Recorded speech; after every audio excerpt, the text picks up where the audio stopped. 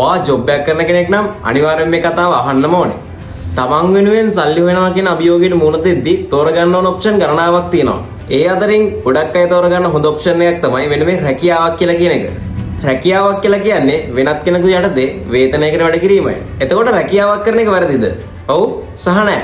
මේ ප්‍රශ්නෙට උත්තර දෙකක් තියෙනවා. ඔයාගේ උත්තරෙත් පල්ලෙහෙන් කමෙන්ට් කරන්න යන්නකෝ. ඔයාගේ ජොබ් එක කරන්නේ මට මොන දේ වුණත් මාසෙ අන්තිමට පඩිය ලැබෙනවානේ කියන අරමුණින් නම් ඔයා ඒ කරන ජොබ් එකෙන් කිසිම ප්‍රතිඵලයක් නැහැ. හැබැයි ඔයා ජොබ් එක කරන්නේ ඔයා මේ කරන ශේෂ්ත්‍රය ගැන එහෙම නැත්නම් ඔයාගේ මේ සමාගම ගැන ඉගෙන ගනිමින් නම් ඔයාට යම්කිසි දවසක ඒ ඉගෙන ගන්න දේවල් පාවිච්චි කරලා ඔයාගම කියලා ව්‍යාපාරයක් ඔයාගම කියලා බිස්නස් එකක් පටන් ගන්න අරමුණින් නම් ඔයා මේ කරන රැකියාවෙන් ඔයාට ලොකු ප්‍රයෝජනයක් තියෙනවා. මේ කතා කරපු කාරණා දෙකෙන් ඔයා මොන විදිහටද මේ වෙනකන් ජොබ් එකක් කරේ කියලා පල්ලෙහෙන් කමෙන්ට් එකක් දාගෙන යන්න. ජය වේවා.